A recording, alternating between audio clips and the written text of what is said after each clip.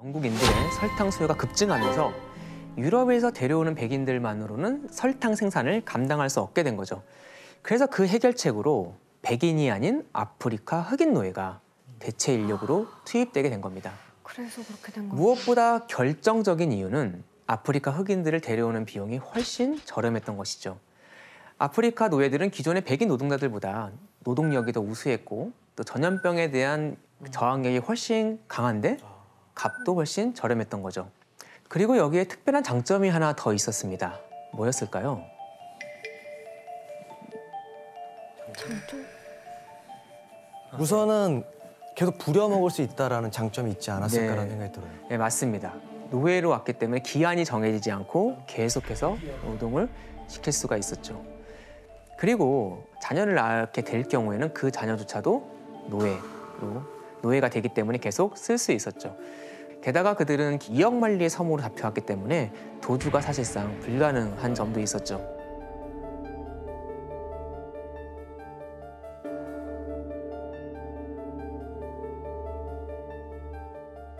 자, 이렇게 영국의 막강한 해군력과 식민지, 거기에 설탕을 얻기 위한 노동력에 대한 대규모 수요가 더해지면서 영국은 아프리카 흑인 노예를 이용하는 설탕 무역 루트를 완성하게 됩니다. 그 루트와 방법을 지도를 보면서 한번 확인해 볼까요?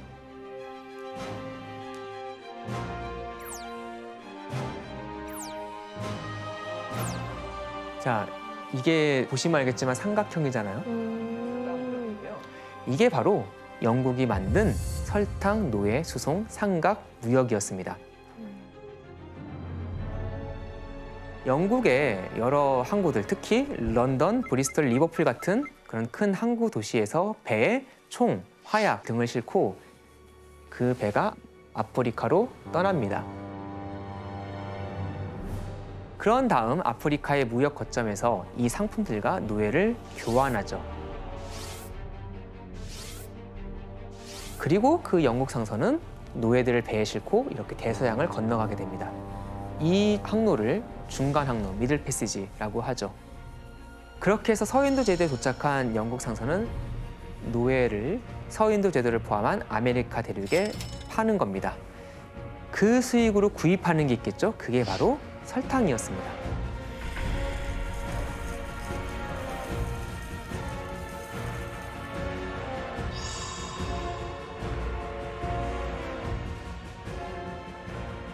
학교 다닐 때 삼각무역 배웠던 것 같아요. 네, 맞습니다. 이거는 영국, 아프리카, 서인도 제도 각각의 필요가 겹쳐서 만들어낸 글로벌한 삼각무역이었습니다. 자, 그렇다면 실제로 영국 애들은 아프리카에서 노예들을 어떻게 모으고 데려왔을까? 강제로 데려온 거 아닐까요? 그렇죠, 그렇죠. 네, 처음에는 일부 아프리카 국가들이 자신들의 포로를 노예로 팔았죠. 아니면 범죄를 저질러서 노예형에 처하게 된 이들을 노예로 팔아 넘겼습니다.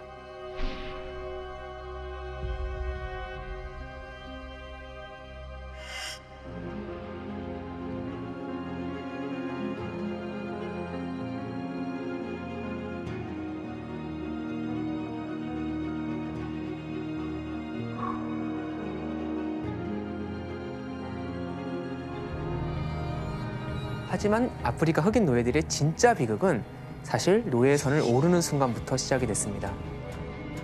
자, 그러면 당시 노예선이 어떤 모습이었는지 한번 확인해 볼까요? 네.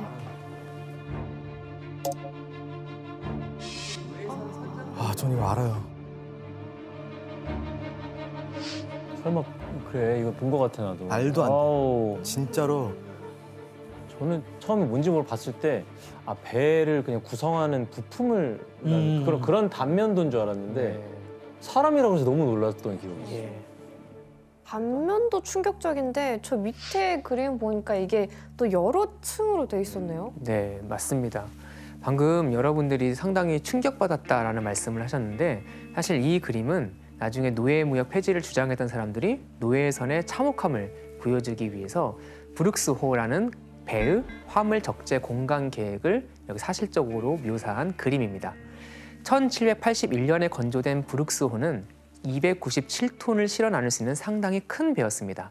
그리고 애초부터 이 배가 만들어진 목적이 노예를 실어 나르기 위함이었습니다. 사실 다른 용도로 사용되다가 노예선으로 이렇게 바뀌는 경우도 많았거든요. 자, 한번 그림을 좀 더 자세히 보면요. 흑인 노예들이 290명이 이렇게 누워 있는 것을 볼 수 있습니다. 정말 숨 쉴 틈도 없이 빽빽하게 누워 있는 걸 볼 수 있죠. 이 하갑판 위로 상갑판이 있는데요.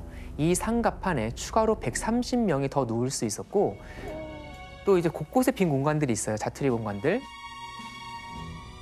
여기에도 또 노예들을 눕혔기 때문에 방금 본 이 포스터에 노예가 총 490명 정도가 그려져 있습니다. 490명? 노예들은 성별과 나이에 따라 명확하게 지낼 곳이 정해져 있었습니다. 크게 성인 여성 그리고 성인 남성 아이들로 섹터가 나눠져 있었고요. 그 구별된 3개의 거처에서 지내야 했습니다.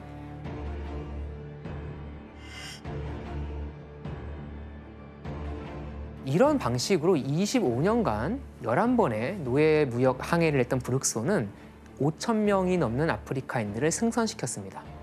자, 그런데 이 모두가 다 목적지에 도착할 수 있었을까요? 아니, 분명히 버티지 못했던 흑인들도 예, 정말 여러분이 예상하시는 것처럼 이런 공간에서 제대로 살기가 어려웠죠. 그래서 5,000명이 넘는 아프리카 흑인이 배에 올랐지만 그중에 살아서 땅을 밟은 노예의 수가 4,500명 정도였습니다.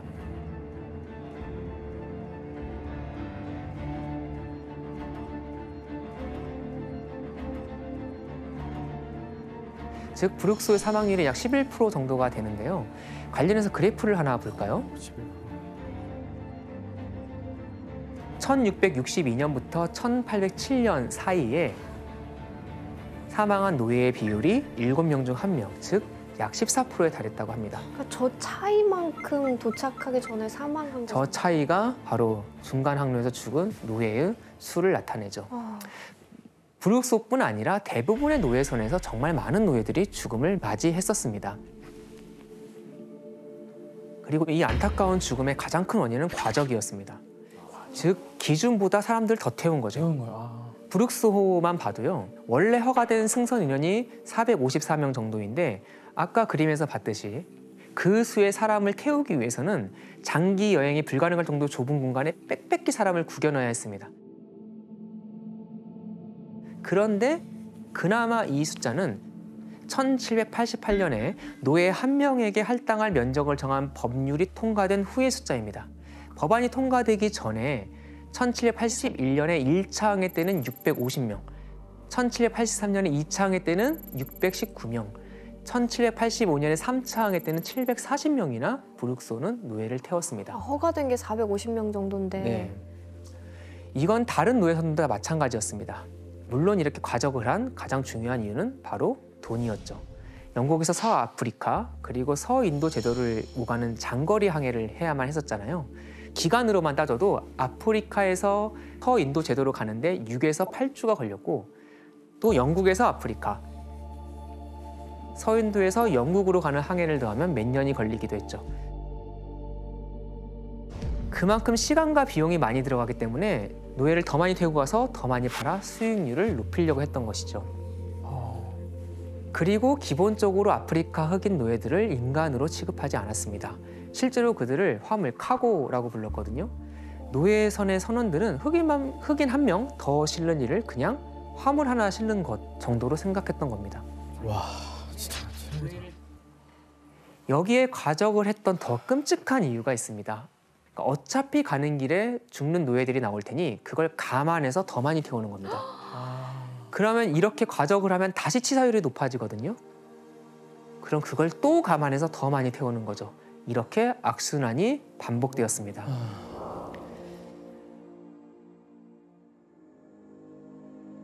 흑인 노예들이 숨졌던 두 번째 이유는 무엇이었을까? 바로 노예선의 위생 상태였습니다. 일단 노예선의 그 구조를 보면요. 여기 화장실 같은 거 안 보이잖아요. 심지어 관보다도 더 좁은 곳에서 그들은 손발이 묶인 채 누워 있어야 했습니다. 그래서 용물을 본다고 해서 풀어주는 경우도 별로 없었기 때문에 많은 경우 누워서 생리 현상을 해결해야만 했습니다. 아, 그러면 똥 오줌이랑 같이 그냥 자고 계속. 그렇죠. 심한 경우는 사람들이 이제 그림에서 봤듯 차곡차곡 위아래로 포개져서 탑을 쌓듯 누워 있는데 그 누운 상태로 용변을 보니까 그 경우 배설물을 그대로 다른 사람의 몸에 떨어지기도 했죠. 즉 요해선의 구조를 보면 질병이 쉽게 퍼질 수밖에 없는 그런 구조였습니다. 지옥이다. 예, 이런 상황 속에서 배의 상태가 이렇게 나쁘다 보니까 병에 걸리는 일은 아주 흔했죠. 노예들은 이질 그리고 그로 인한 고열에 시달리는 일이 아주 빈번했는데요. 노예선에 승선했던 한 의사는 이질과 고열이 휩쓸고 간 하갑판을 다녀온 후 이런 기록을 남기기도 했습니다. 갑판 바닥이 피와 점액질로 뒤덮여 있는 모습은 가히 도살장이라고 부를 것 외에 달리 비교할 것이 없었고 악취와 더러운 공기도 마찬가지로 견딜 수 없을 정도였다. 참 뭐라고 할 말이 없는 그런 상황이었죠. 저기서 살아남은 사람들도 정상적이지 않을 것 같아요. 네, 정신적으로도 정말 뭐 충격받고 미치거나 또 자살을 시도하거나 하는 경우도 아주 많았습니다. 자, 노예선 안에서 흑인 노예들이 죽어갔던 세 번째 이유는 부실한 영양 상태였습니다. 애초에 노예선 선장들이 많이 죽을 걸 예상하고 더 많은 인원을 태웠다고 했잖아요. 네, 그럼 식량이 부족하잖아요. 맞아요. 그건 곧 다른 물품을 실을 공간을 줄였다는 말도 되죠. 그래서 늘 식량과 물이 부족했습니다. 노예들의 식사는 하루에 한 끼, 많으면 두 끼였고요. 주로 옥수수로 쓴 죽, 아니면 완두콩과 쌀을 소량의 고기와 섞은 그런 식사를 했죠. 많은 노예들이 영양실조와 탈수 때문에 죽어가야 했습니다. 게다가 죽은 이들은 곧바로 바다 한가운데 던져졌죠. 그야말로 노예선은 바다 한가운데 떠있는 해상 감옥이자 떠다니는 관이었습니다.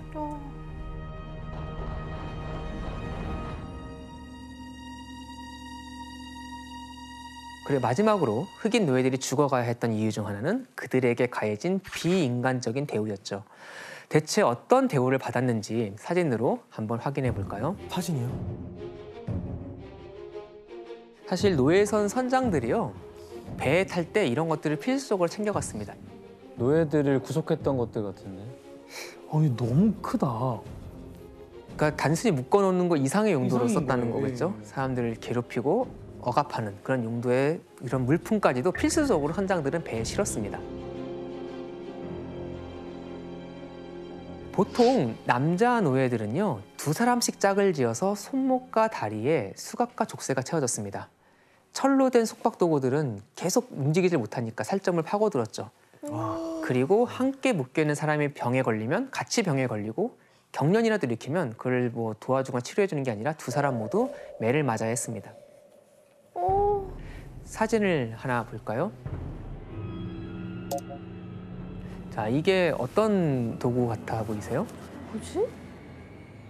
전혀 모르겠는데. 설마 손가락을 그런데 압사하는- 네, 손가락을 고문 이렇게 도구예요? 와, 누르는 고문 진짜. 도구입니다. 최악이다. 이거는 이제 나비나사라는 고문 도구인데요. 보통 엄지 손가락을 넣고 이제 고정한 나사를 조여서 참을 수 없는 고통을 주는 기구였죠. 사실 뭐 여기서 처음 쓰인 건 아니고 많이 사용되는 거였는데 폭동이나 반란을 일으킨 노예들에게 주로 사용됐다고 합니다. 자, 이 기구는 어떤 상황에서 사용됐을 것 같으세요? 뭐야.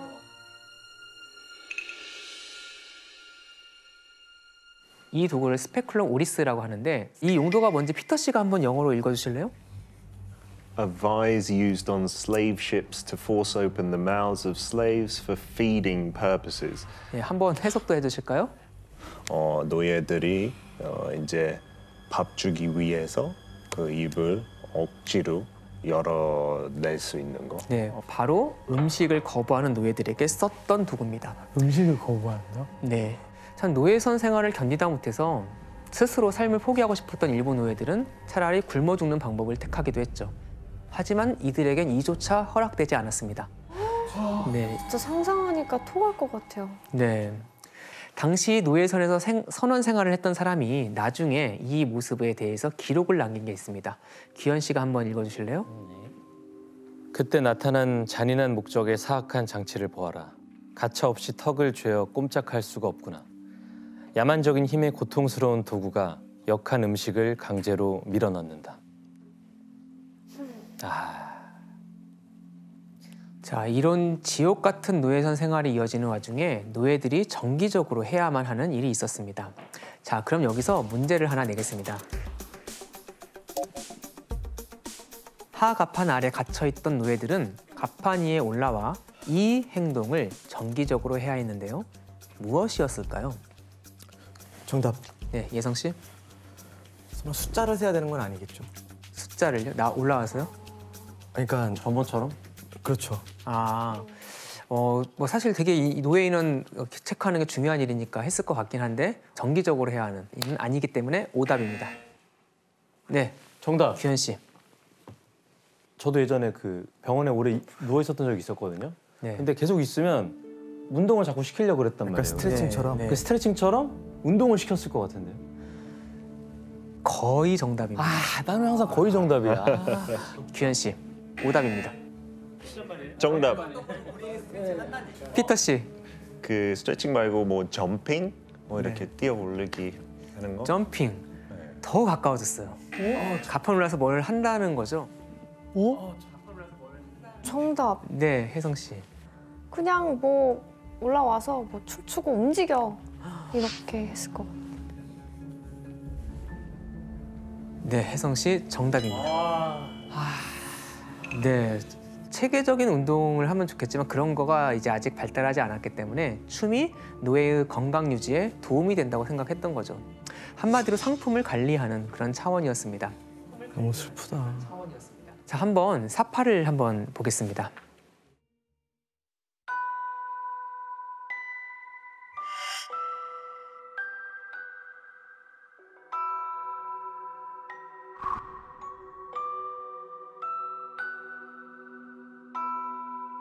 이 사파는요, 벌거벗고 춤을 추라는 명령을 거부한 15살 소녀를 죽을 때까지 매질했던 존 킴버라는 선장의 실제 사건을 그린 겁니다.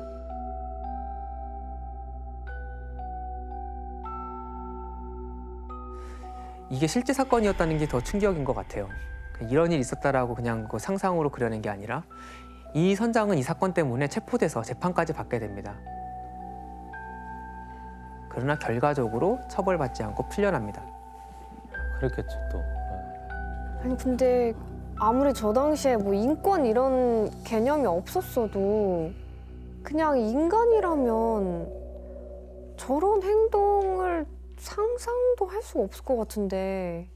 이런 일을 자행할 수 있었던 이유는 노예를 기본적으로 사람이 아니라 상품으로 봤기 때문에 이런 악행이 가능하지 않았을까 생각을 해봅니다.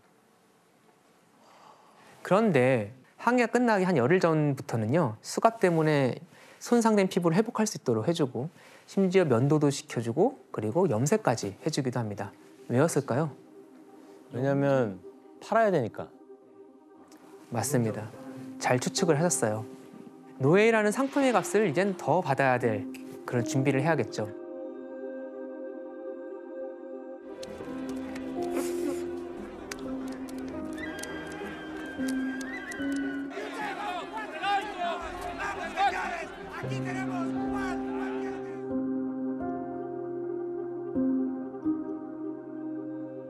그렇게 기나긴 항해 끝에 목적지에 도착한 노예들은 대부분 사탕수수 농장으로 팔려갔습니다.